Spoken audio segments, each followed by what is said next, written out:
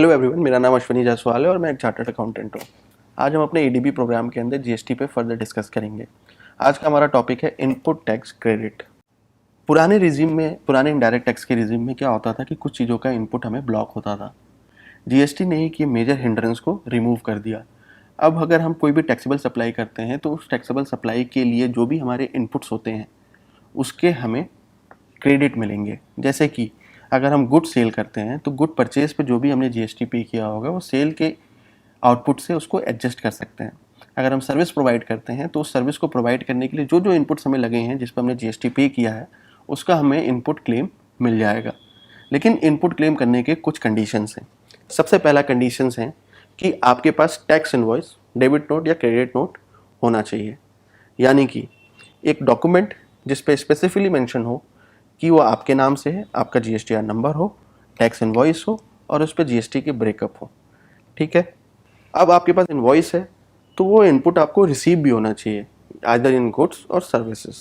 यानी कि उसी चीज़ के इनवॉइसेस के ऊपर आप क्लेम कर सकते हो जीएसटी जो जिसके गुड्स आपको रिसीव हुए हैं या जो सर्विस आपको रिसीव हुआ है एज अ इनपुट। इसमें एक ये कंडीशन है कि दूसरा जो पार्टी है जिससे आपने इनपुट खरीदा है या इनपुट सर्विस ली है वो उसने अपना रिटर्न फाइल किया हो, यानी कि गवर्नमेंट को टैक्स पे किया हो। अब रिवर्सल ऑफ आईटीसी, इनपुट तो आपने क्लेम कर लिया लेकिन कुछ केसेस में ये हैं कि आपने इनपुट इनएलिजिबल था या ब्लॉक था तो उसको आपको रिवर्स करना है।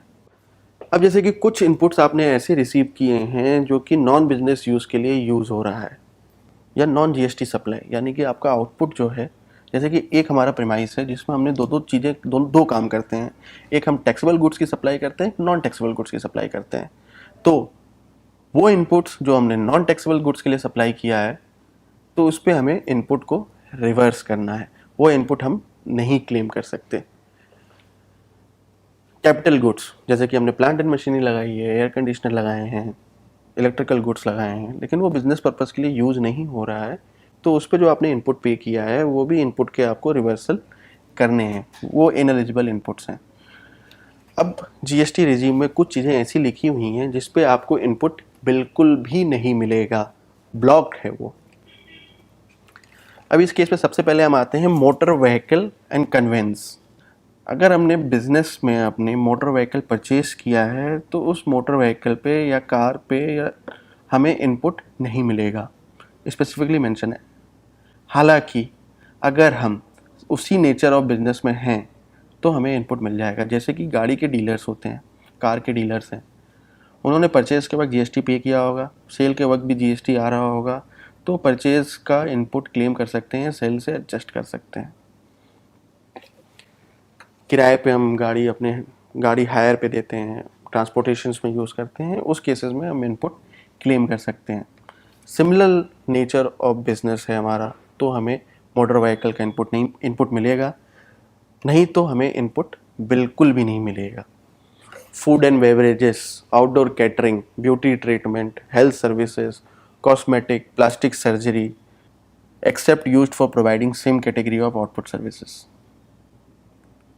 फूड एंड बेवरेजेस, सपोज हम अपने ऑफिस में अपने एम्प्लॉयज़ के लिए लंच प्रोवाइड करते हैं फ्री ऑफ कॉस्ट, तो क्या लंच के लिए जो भी हम पेमेंट करते हैं उस पर जीएसटी एप्लीकेबल है तो क्या उसका इनपुट मिलेगा? नहीं मिलेगा।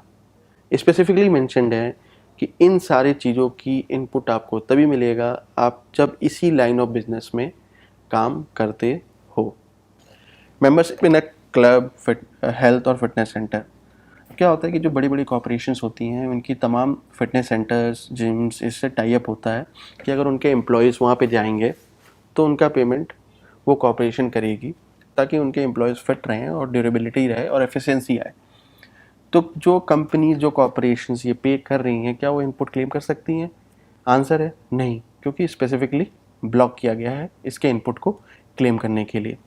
Rent a cab, health insurance and life insurance where it is obligatory for employee to provide the same to employees or used for providing same category of output services.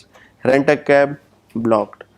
अगर आप अपने एम्प्लॉयज़ को फेरी करने के लिए एक जगह से दूसरी जगह ले जाने के लिए या उनके घर से अपने ऑफिस ले जाने के लिए कैब का इस्तेमाल करते हैं और उस पर जो पेमेंट्स करते हैं आप, उस पर जीएसटी आप पे करते हैं, तो क्या आप उसका इनपुट क्लेम कर सकते हैं? नहीं कर सकते, स्पेसिफिकली मना है। हेल्थ इंश्योरेंस अपने एम्प्लॉयज़ का आप हेल्थ इंश्योरेंस कराते हैं तो क्या उसके जीएसटी को आप क्लेम कर सकते हो? नहीं कर सकते हो। लाइफ इंश्योरेंस नहीं कर सकते हो unless and until you are in a similar line of business. ठीक है। पांचवा कंडीशन है, सिंपल सा है, गुड्स और सर्विसेज और both used for personal purpose. अगर हम बिजनेस के लिए उसको यूज़ ही नहीं किए हैं, बिजनेस के टैक्सेबल आउटपुट के लिए उसका यूज़ नहीं हुआ है, तो ऑब्वियस है कि उस पर हमें इनपुट तो नहीं मिलना है। Travel benefits extended to employ on vacation such as leave और होम ट्रैवल कंसेशन, इस पर भी इनपुट ब्लॉक्ड है। अगर हम अपने एम्प्लॉयज़ के लिए हॉलीडे ऑर्गेनाइज करते हैं, उस हॉलीडे एजेंसी को अगर हम पेमेंट करते हैं जिस पे जीएसटी एप्लीकेबल है, तो क्या हम उस पर इनपुट ले सकते हैं? स्पेसिफिकली मना है। Work contract services for construction of an immovable property except plant and machinery और for providing further supply of work contract service. अब इसमें सिंपल सा है, जो आपका 7वां और 8वां पॉइंट है उसको मैं एक साथ कवर कर लेता हूँ। ये कह रहा है कि अगर आप इमूवेबल प्रॉपर्टी को कंस्ट्रक्ट करते हो, उसके लिए जो भी वर्क्स कॉन्ट्रैक्ट आपने किसी को दे रखा है, तो उसके जो भी पेमेंट्स हैं उस पर आपको इनपुट नहीं मिलेगा। ठीक है। इफ़ फॉर ऑन बिजनेस है, ऑन पर्पज़ है, जैसे कि हम एक कॉम्प्लेक्स बनाते हैं और उसको हम, मेरा मोटिव है कि उस पर हम लेट आउट करके रेंट अर्न करें। Rent is my business, renting out is my business. तो जो हमने बनाने में जो भी सीमेंट लगाया है, सरिया लगाया है, या जो भी बिल्डिंग मटेरियल्स लगाई हैं, उस पर जो हमने पे किया है जीएसटी, क्या उसका मैं इनपुट ले सकता हूँ अगेंस्ट रेंट के जीएसटी से? नहीं ले सकता, क्योंकि ये ओन पर्पस के लिए है। हाँ, हालांकि अगर मैंने कंस्ट्रक्शन कराया है और मेरा मोटिव रेंट कमाना नहीं है, उसको बेच के उस पर प्रॉफिट कमाना है, तो मैं उसका इनपुट क्लेम कर सकता हूँ। सिंपल है। कंस्ट्रक्शन अगर मैंने खुद के लिए किया है, अपनी फैक्ट्री बनवाई है, बिल्डिंग बनाई है लेंट आउट के लिए, या जो भी किया है, तो मुझे उसका इनपुट नहीं मिलेगा अनलेस एंड अनटिल मैं उसको फर्दर सेल करूं। ठीक है। गुड्स और सर्विसेज और both on which tax has been paid under composition scheme. अगर मैंने किसी कंपोजिशन डीलर से लिया है तो वो ऑलरेडी उसने स्कीम का फ़ायदा उठा के लोअर रेट पे मुझे वो सेल किया है, तो मुझे उस गुड्स का जो कंपोजिशन पे मैंने पे किया है उसका मुझे इनपुट नहीं मिलेगा। Goods or services or both received by a non-taxable person except for any goods imported by him. Goods lost, stolen, destroyed, written off or disposed of by way of gift or free sample, ITC will not be available in the case of any tax paid due to non-payment or short tax payment.